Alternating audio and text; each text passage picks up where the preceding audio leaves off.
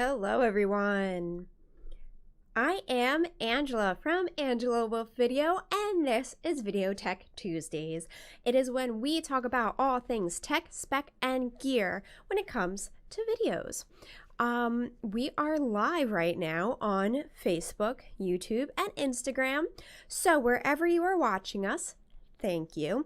And be sure to leave a comment if you have any questions or suggestions, anything fun like that.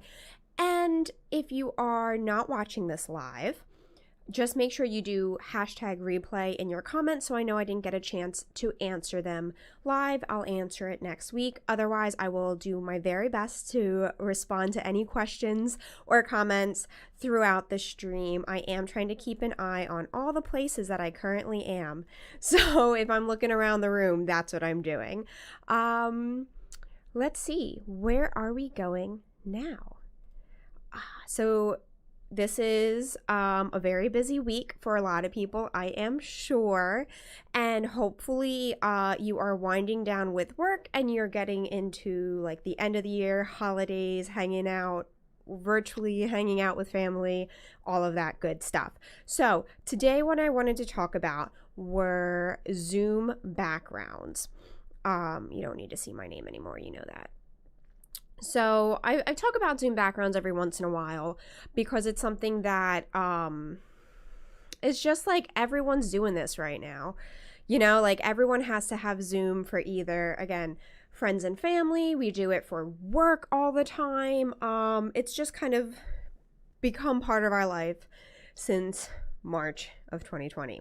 So what I wanted to talk about today, specifically about Zoom backgrounds, was different ways to kind of put in, to have a background that is professional or appropriate or just kind of like doesn't stress you out the way that having a background with just like the empty room behind you stresses me out a lot. So we're going to be talking about a couple of different options. They range from free to a little bit of an investment, but it all depends on what you're using your Zoom for, right?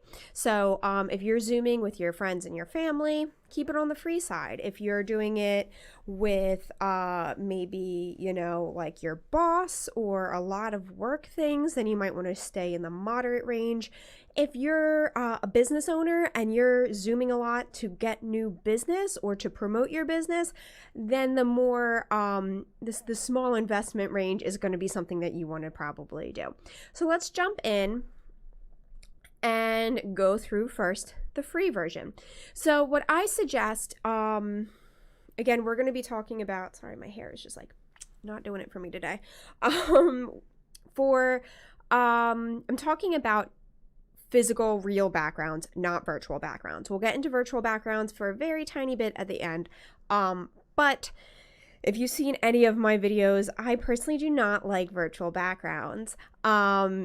It's just not something that is my favorite. It's, I think they're super glitchy, and it just kind of like, as a video person, like, I get very frustrated with them, right? So right now, let's just talk about actual physical, real backgrounds hanging out behind you.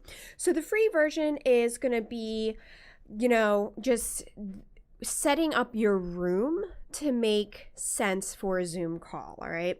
So I always say, if you're looking to do a nice Zoom video without spending money, what you do is you put your computer directly in front of a window and you face that window and face your computer, right? So that's basically the setup I have here. I've got 3 bay windows on the other side, behind my computer, behind my cameras. And then I'm facing out towards the window. I open up the blinds, and then like I get some really nice, just like natural glowy light on me. But what you want to do then is you got to turn off all the room lights, all right? Because one, you're going to probably get a mix match of lighting, which ends up having, you know, different colors, doesn't look great. And then also it's harder for your computer to, your webcam to know what's the foreground, what's the background, what's supposed to be bright, what's supposed to be dark, what's supposed to be in focus, right? So we want to just turn off all your lights. So I do have an overhead light in my office. I turn that off when I'm doing Zooms or doing something like this, my live streams. So the only light coming into that's filling the room is from the windows. And so the farther away from the windows, all my background is going to get darker. It's going to just be less noticeable, less intrusive, because you don't want people to notice your background, right? So you can do that in any room.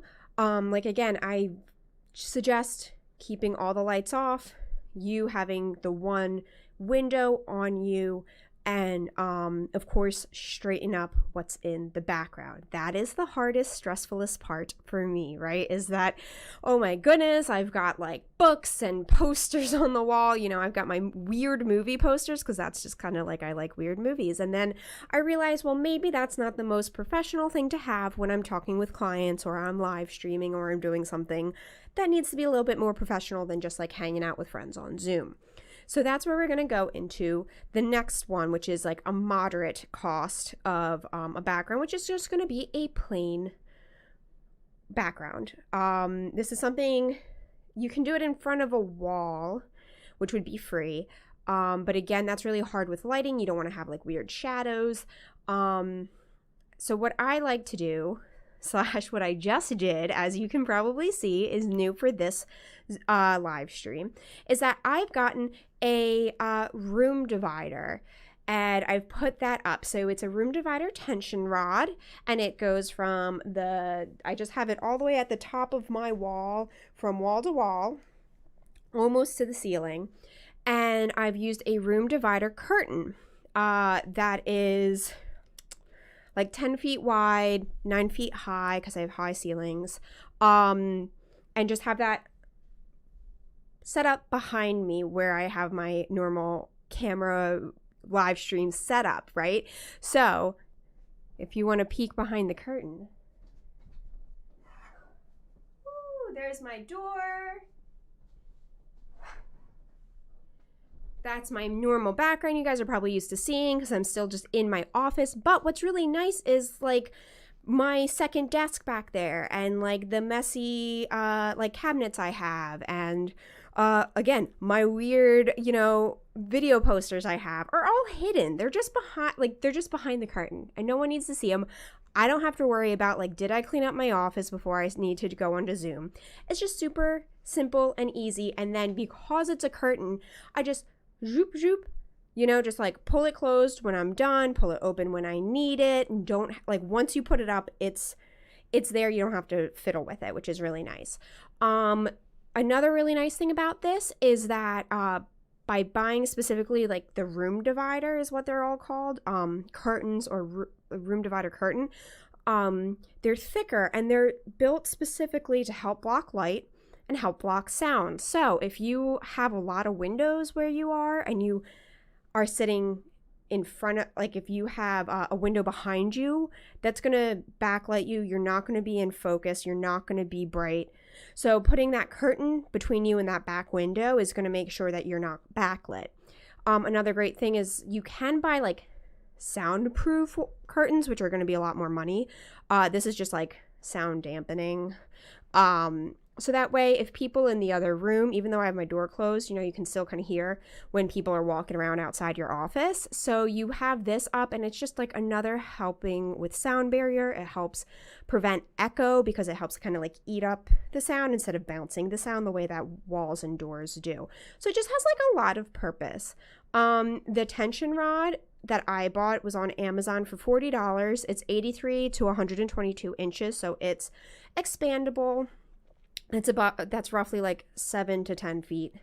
And then the curtain I bought is $60 and it's 10 feet wide, 9 feet high.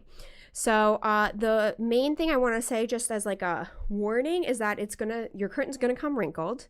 And as you see, I like tried to steam it, but I didn't have an actual steamer, and I tried to like use my oh my goodness, iron. I don't know where my head went. I tried to use my iron, didn't work. So when you're setting this up, give yourself a little extra time, buy a steamer, or hanging it up in the bathroom with the the shower running, just something to like get all of these wrinkles out. So hopefully next time or soon when my steamer comes in from the mail, you will be able to see like a nice plain curtain that's not all wrinkly. So my next recommendation is for if you are a small business owner, if your branding is something that is why you're doing either live streams or you're on Zoom calls with potential clients, you want your brand out there, I suggest a step and repeat. I have a few clients I work with that use step and repeats as their backgrounds, and I think it looks really nice. I think it looks professional. It's a great subtle way to have your branding everywhere, but it still looks much nicer than, you know, if you're just Zooming with a like even a clean room in the background. I just think it looks a little bit more professional. So step and repeat, if you don't know what that is, think of like red carpet, you know, actor, actress walks out, stands, poses, get their picture taken in front of that vinyl background that has logos all over it, like bloop, bloop, bloop, bloop, bloop. That's a step and repeat. So because a step and repeat is personalized, you're going to put your logo on it. Obviously, you're not going to just buy one with some random logo on it. Because it is customized to your brand, they're going to be more expensive than if you just got like a plain white curtain like I did. Now, the reason that I went with the curtain, one, is to save a little bit of money. But two, if you are on YouTube or Facebook, unfortunately, you can't see this on Instagram, which is a reason you might want that step and repeat. But this program I use for streaming and for going on Zoom and all of that kind of fun stuff, nope, other way, bloop, I have my logo as a bug down here in the corner. So I already have my branding up at all times. So I felt like I didn't necessarily need the step and repeat. But again, as you can see, if you're on Instagram, you can't see that little bug that I have because I'm streaming on something on a separate platform. So take it or leave it. But the step and repeat, you're going to need both the banner and the stand. All right. Don't just buy the banner because then it's not going to go anywhere, right? You only need it printed on the one side. You're looking at like a 10 feet wide, 8 feet high. It's going to be roughly $325, $350 was kind of like the quotes I was getting online. Some places are going to charge you $50 for shipping. Some place will throw shipping in for free. You can go to a local shop and then pick it up instead of, you know, buying it online. So anything like that is something that it's gonna be an investment, you know. But again, it's something that's good if you're constantly going on Zooms. Like I said, I have a client who does a weekly podcast on Zoom, and so of course they have a step and repeat behind them. It just makes sense, right? And then a nice thing is that translates very well for later, eventually, whenever we get to a time and place when we don't need to be quarantining anymore, when we have live events again, you take that step and repeat with you and you bring it to the conference, you bring it to a live event, put it up in a booth, put it up outside of the conference, and then you've got all your branding that you need as well. So that's a really great thing for branding for companies. Again, if you're just Zooming with your friends, or if you have like your weekly team Zoom, just like with your team members at work, like you don't need to buy a step and repeat, right? You probably don't, you may or may not even need something as big as like this big backdrop I have. But these are just kind of like different levels depending on how often you Zoom and what type of Zooming you do. Now, as promised, I will talk about virtual backgrounds. Virtual backgrounds are not my favorite thing in the world. Again, it basically your program, it's a combination of your program and your webcam is trying to decide what is the foreground, what is the background. And letting a computer do that, although computers are very smart, are not perfect. And I think it can be really distracting when you see someone going in and out of the background instead of just having a plain background in the background, right? But ways that if you're like really dead set on having this virtual background, some ways to make it look better. So be in front of a plain background. Again, something like this, like a white sheet white curtain, a white plain wall, something that is plain, one color, and doesn't have like a busyness the way that like a room is pretty busy. Another way is to make sure that you as the foreground is brightly lit and whatever's in the background is darker. All right. So again, like the computer uses brightness to try and decide what's the foreground, what's the background. So if you're have like a bright white background and you're wearing a dark shirt and you're kind of in the shadows and you have like lighting on the back wall, like you're not going to really the background's going to get a little confused, right? Speaking of what you're wearing, again, kind of the idea of a green screen where like if you're standing in front of a green screen, you can't wear a green shirt or you like melt into the background. So if you are in front of a blue wall and you put on a blue shirt, you're going to melt into the background. So just kind of be aware that, you know, you want to have a good contrast between you and the background. You want to be well lit. You want the background to be a little bit darker. Here's my virtual background. I'll put this on real quick. Again, Instagram, I'm sorry. You can't see my fancy virtual background. It's not really that fancy or exciting. So here I am. So again, I'm well lit. My background is one plain white color. I don't have like a white t-shirt or anything like that on. So like my clothes and my hair, that's another big thing. You know, if you're blonde and you're standing in front of like an eggshell kind of a wall, your hair is going to kind of get lost in there. So my hair is a different color than the background. My clothes are a different color, but you can even see as I'm moving my hands, like it's trying to decide between my fingers, what's the background, what is my hands, kind of stuff like that. So another great thing if you really want to use a virtual background, this is hard for me, but to kind of like stand straight up, right? And don't move.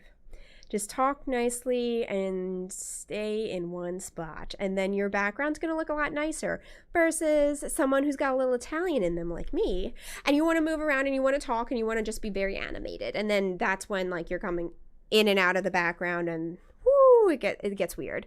So those are my tips if you want to use a virtual background. Again, if you are in an important business meeting, if you're doing like an interview, if you're trying to get a new client for your brand, like skip the virtual background. It's just distracting.